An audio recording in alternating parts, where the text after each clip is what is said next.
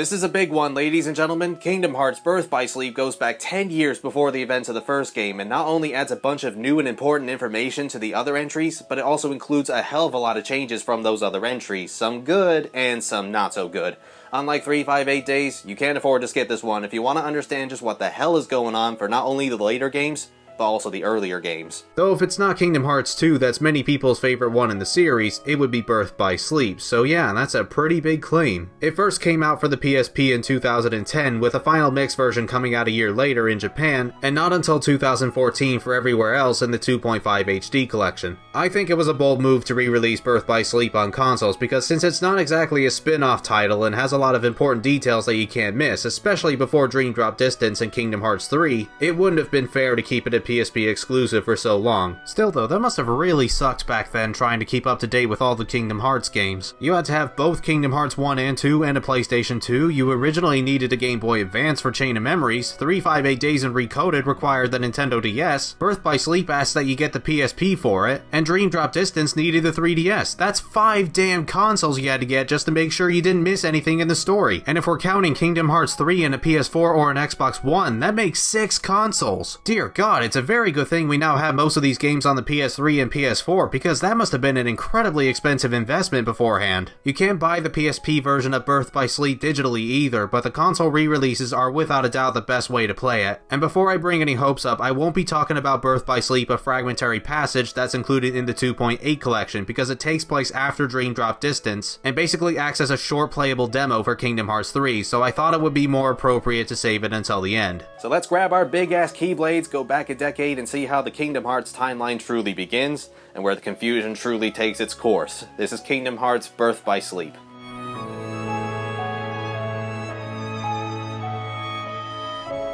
Meet the new trio of main characters, Aqua, Terra, and Ventus. And yes, there is a reason that Ventus looks like Roxas, we'll get to that later. These three are fully fledged Keyblade wielders that live on the Land of Departure, and Terra and Aqua are just about to take on their Mark of Mastery exams, where if they pass then they're awarded the title of Keyblade Master. The exam is graded by their Master Ericus, voiced by Mark Hamill, and Master Xehanort, voiced by the late and great Leonard Nimoy, and is looking substantially older and more obviously evil compared to the Xehanort we saw in Kingdom Hearts 2. This Xehanort rigs the exam by releasing these dark opponents without anyone looking, so that Aqua ends up passing with flying colors, while Terra fails because for a split second he couldn't control the darkness in his heart. That seems pretty damn harsh. It's not like he completely succumbed to the darkness or anything, he just had it in his arm and easily expelled it without hesitation, so what's the deal here, you old coot? And certainly not to raise even more suspicion, Xehanort seems to have disappeared shortly after the exam according to Ericus, who just got in touch with Yen Sid, and an army of these creatures called the Unverse have spread across numerous worlds. They're basically this game's Heartless without actually being heartless. So Ericus sends Terra to find Xehanort and destroy the Unverse as a second chance to become Keyblade Master, while Aqua is sent to keep an eye on Terra, and Ventus is pretty much told to stay put. But this boy in the mask called Vanitas emotionally manipulates Ventus to follow Terra against the Master's orders anyway, so that's one more thing on Aqua's plate to deal with. The three heroes from this point on have their own separate story arcs as they travel through the worlds. Aqua doesn't have much to her, she just needs to keep locating Terra and make sure he doesn't let the darkness take over him, but Terra's and Ventus' stories have a little more to them as they keep encountering Xehanort and Vanitas. Terra's either a total dumbass or has the worst luck possible though, because in each of the worlds he meets up with a Disney villain who offers to help him find Xehanort in exchange for defeating the protagonist of that world, who Terra's convinced is the real villain. He eventually does meet up with Xehanort, as well as his right-hand man Braig, who's Xigbar before he became a nobody, and Xehanort easily persuades Terra that he's the only one he can trust, despite saying out loud that Terra shouldn't keep the darkness hidden. I don't know how Xehanort originally thought manipulating Terra to joining him was gonna work, but it does, so Aqua's doing a bang-up job on her part. Both her and Terra do at some point arrive in Destiny Islands though, and meet with a very young Sora and Riku. Terra thinks Riku has the potential to become a Keyblade warrior and gives him the power to wield one for when he's old enough, and while Aqua doesn't do the same for Sora because she doesn't want his and Riku's friendship to tear apart like hers and Terra's, it's still a cute little scene and shows Aqua's motherly nature perfectly well. Ventus' story on the other hand just has him keep searching for Terra while also making some friends along the way. It's not the most exciting storytelling out of the 3 stories, but he does have a lighthearted scuffle with Axel, or Lee as he used to be known, which is kind of a nice moment, and it explains why Axel takes a liking to Roxas by 358 Days in Kingdom Hearts 2. When you aren't trying to stop Ventus from feeling pitifully lonely, however, the only other story elements for him come from his run-ins with Xehanort, as we find out that one day the darkness in his heart was extracted and created Vanitas, who's also the source of all the unversed, with Ventus not remembering anything afterwards before meeting Terra and Aqua. We also discover that Xehanort wishes to turn Ventus into the legendary Keyblade, as in not a regular Keyblade, but the Greek letter that's pronounced Key but spelt like Chi. For crying out loud, why couldn't Square have just come up with a different name? Screw it, I'm calling it the Chi-Blade, even though that's probably gonna make me think of Chobits. Anyway, the Chi-Blade was used to unlock Kingdom Hearts and begin this so-called Keyblade War long ago, and Xehanort wants to start another Keyblade War just because he was curious. I shit you not, that's the reason he wants to fulfill this master plan. No ulterior motives, no backstory to any of this. There's even a flashback at one point where Xehanort and Ericus had a falling out about using darkness to get what they want, but despite Xehanort scarring Ericus' face over the matter, Xehanort is still allowed to assist him because I guess he said he's wheelie sorry. No matter the case, Xehanort's plan to turn Ventus into the Chi-Blade catches wind to Master Ericus, so what's the logical solution for him to do? Straight up kill Ventus so that he doesn't become the Chi-Blade. Hang on, when did he suddenly decide murder was the best course of action? That seems like a tremendous shift in gears there. Terra comes in to try and knock some sense into Ericus though, but it ends up not working, meaning the two will have to fight, with Terra being the victor as Xehanort causes Ericus to fade away. My god, someone aside from a villain actually died in a Kingdom Hearts game, that's new. Aqua, Terra, and Ventus all then meet up at the Keyblade Graveyard, where Terra has to deal with Xehanort, Aqua and King Mickey have to confront the returning Braig and stop Vanitas from possessing Ventus, and Ventus has to dive into his heart to stop Vanitas from forming the Chi-Blade, while we ponder why Vanitas looks like a black-haired Sora. Just give it a little longer, we'll get there, baby steps people. Back to Terra, as he fights Xehanort, his heart surrenders to the darkness, which allows Xehanort to release his own heart and use Terra as a new vessel to replace his aging body, because let's face it, he ain't getting any younger anytime soon. You don't want to start a new world war and not be around to see it. However, Terra's lingering will causes his armor to come to life and rid of Xehanort, but it doesn't do much good in the end, which is kind of odd seeing how difficult he was in Kingdom Hearts 2. As for Ventus, he defeats Vanitas and destroys the Chi-Blade, which shatters both of their hearts, and I guess this is the reason Ventus suddenly slips into a coma afterwards, where Aqua has to carry him to the land of departure and transform it into Castle Oblivion so that Ventus can remain safe. A good plan, I find. I certainly wouldn't want to go through all that card nonsense again. Things don't end here though, as Aqua locates Terranort in Radiant Garden, the original name for Hollow Bastion, and sees Terra struggling to break from Xehanort's clutches. All they can do now is endure one last climactic battle before Terra plunges himself into the darkness and Aqua dives after him so that she can use her armor to take him back out because it can do that now. But that just leaves Aqua trapped in the realm of darkness, and afterwards she comes across a hooded Ansem the Wise, who informs her that there's still someone out there that has the power to save every world and stop the Heartless. That person of course being Sora, which brings us to what was written in King Mickey's letter at the end of Kingdom Hearts 2, explaining that Aqua, Terra, and Ventus will need to be rescued as soon as possible, meaning Sora's adventure isn't quite over yet, and Xehanort is now suffering from amnesia and being taken in by Ansem the Wise. Meanwhile with Ventus, it's revealed that since the beginning of the game, his heart was approached by the young Sora's heart, as he somehow allows Ventus's heart to be placed in Sora, and because he did this, that's why Roxas looks like Ventus, and why Vanitas looks like Sora. This in addition explains why Sora can wield the Keyblade by the time we get to Kingdom Hearts 1. All this time, as Sora's been growing up, he's had Ventus's heart inside him, and I get that it's pure fantasy, so I shouldn't look at it too deeply, but how the flying hell does that work? You're telling me that anyone can do this at any time, and by pure coincidence, Ventus just happened to come across Sora? He's gotta be like 4 years old at this time. How does he know to do that, and what 4-year-old would think like this anyway? All hail Sora the child prodigy. Right, moving on from that, the secret ending carries on with Aqua's journey into the realm of darkness, and the cool thing is that unlike the other games, this secret ending is actually playable. It only lasts around half an hour just like the other worlds, but you get to explore the realm of darkness for a bit, which is a neat bonus, and this is also the first time we see Heartless, where even the most basic enemies from previous games can now withstand plenty of hits from a level 35 to 50 Aqua. At the end, Aqua fights a gigantic Heartless, and immediately after she defeats it, she stumbles upon a darker version of Cinderella's castle. What's the significance? Well, we won't be getting further into that until a few years later when a fragmentary passage comes out. Jesus Christ, that was all very difficult to explain. It's easier to understand when you're actually sat down playing the game, but trying to describe what happens to someone else is a tiring challenge. This is where the Kingdom Hearts series starts to get ridiculously complicated, and you can certainly see why. I bet some of you weren't even paying attention to that plot synopsis half the time, and I don't blame you. Birth by Sleep can sometimes overload you with information. You're not often given a chance for your brain to rest. You've really got to be paying attention throughout a majority of these cutscenes. But still, damn, when did Kingdom Hearts get so depressing? It was bad enough in 358 Days, but Birth by Sleep's now screwed over 3 characters as opposed to just 1 or 2. I suppose it's good that we've got something a little different here, but geez, why has everything got to go wrong in this game? The callbacks to the other entries were pretty sweet, but so many of those little moments are lost if you haven't played them, which makes Birth by Sleep not a very good starting point for anybody new to the series, despite this taking place at the beginning of the timeline. It would have been nice to have a little more backstory for Xehanort as well, but the game doesn't even try to make him a complex villain. He twiddles his fingers, for God's sake. How much more of a simplistic bad guy could he possibly be? I'm surprised he doesn't have a top hat and a mustache to twirl. I wouldn't say Birth by Sleep's story is on the same level as Chain of Memories, where it was only made to tease future games, but it's certainly all tangly and cutscenes may need to be rewatched to get the gist of what's going on. The gameplay can get a bit complex too, but sort of in a good way. If the story didn't immediately grab your attention, then maybe actually playing Birth by Sleep could change your mind.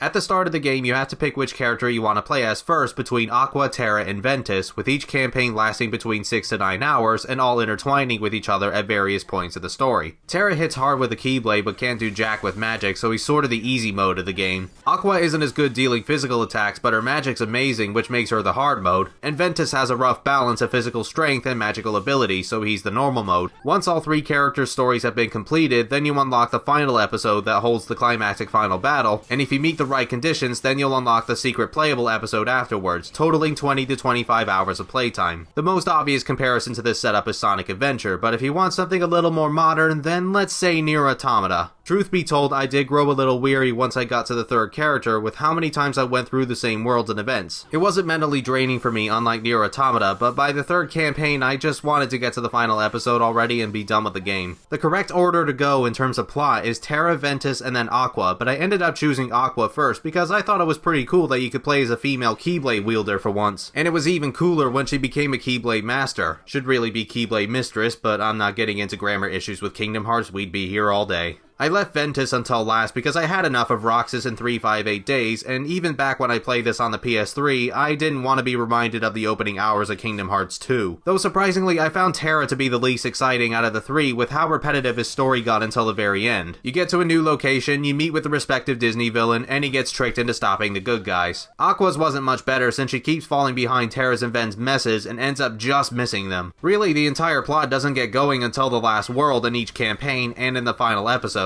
There's a little bit of squabble and new plot details in between some of the world exploring, but these are very few. At the very least, the Disney worlds are incredibly short for Kingdom Hearts standards, only lasting around 30 minutes, which completely baffled me at first. But then when you see that they're based on movies like Snow White, Cinderella, Sleeping Beauty, and Disney Town, it suddenly makes more sense. It's good that most of these worlds are brand new to the series as well, with the exception of Olympus Coliseum sporting the only Final Fantasy cameo, Zack, and Neverland now finally being a proper world instead of the giant empty space that was there in 358 Days. Lilo and Stitch makes an appearance too, but it's only on the spaceship, which means no Lilo and not a lot of Stitch, so not quite sure why they bothered adding this one. I guess it was to fit the tight nature of Birth by Sleep's worlds compared to Kingdom Hearts 1 and 2, which isn't a bad thing, and it's great for handheld purposes, despite the PSP version being obsolete nowadays. But I'm sure the new worlds probably wasn't what caught your attention. You may have noticed those little menus on the bottom left of the screen. That is the new command system introduced in Birth by Sleep. Instead of having a simple attack, magic, and item menu like before, you now have commands which include different types of attacks, whether it be physical or magical. And since there's no MP meter this time, commands will need to reload for a short time in order to use them again. The more powerful the command, the more time is needed to recharge. You'll often find new commands from enemy drops, hidden treasure chests, the returning Moogle shops, or you can meld commands currently in your arsenal and create a brand new one with a tied-in ability. Yeah, abilities can no longer be acquired by simply leveling up. You can still improve your character's stats like before, but each of the commands can also be leveled up by gaining experience points, and maxing out a command with an ability is required if you want that same ability to be permanently attached to your character. However, like making personas, since there's no recipe list to be seen, you're not going to know what commands make what with which ability. So this means looking up charts on the internet, but if you know the right combinations, there are some awesome commands you can get. Aqua definitely has some of the best in the game, like Raging Storm, where she hovers briefly and has spinning fire pillars surrounding her. She's got the most variety with commands, and because of that, I personally think Aqua is the most fun to play with. But no doubt the best command in the game is Mega Flare, which all three characters can equip thankfully, and it's a huge screen nuke that clears out swarms of Unversed super quickly. You may not even need powerful commands like these, you can just use various command styles to get what you want. There's a bar above the commands that fills up as you defeat Unversed. By itself, filling it all the way delivers a nice finishing move, but using certain attack and spell commands before that bar fills up will let you perform different command styles. So for example, if you used a lot of fire magic, then you'll enter the Firestorm command style. With lightning, you'll enter the Thunderbolt command style. And using a number of spells unlocks the Spellweaver command style. All of these command styles each have their own different finishing moves that can be quite strong, and also give you a ton of invincibility frames, which is great for boss fights. That's not all though, you can also activate a number of these shot lock commands by standing and gathering as many targets as you can, then by pressing the right buttons at the right time, you keep attacking until the game stops you. These also keep you invincible while you're using them, and some shot lock commands can be ultra painful when they're fully leveled up. And lastly, as if there wasn't enough to combat, you can also enable these dimension links, or D-links for short. You see, the game rarely puts you with party members, so D-links are the closest you'll get, each giving you different commands and finishers. And they can all be leveled up twice by collecting these star power-ups to grant extra perks. One of my favorites was the Ventus D-link because of his haste ability that lets you swing your Keyblade a hell of a lot faster with Aqua and Terra, and his dive finisher was fantastic for killing Unversed from a safe distance. But the D-link you absolutely should be using is Mickey's D-link, as he'll auto-teleport you out of danger, and he gives you double experience when he's fully leveled. Weirdly though, some boss fights and sections in the game don't allow you to use D-links even when you don't have someone in your party, and I don't understand why. Whew, so that's just the combat out of the way, how about the side stuff? Disney Town offers a lot of mini-games like Fruit Ball, which I don't find much enjoyment out of, honestly. There's the Ice Cream Rhythm game that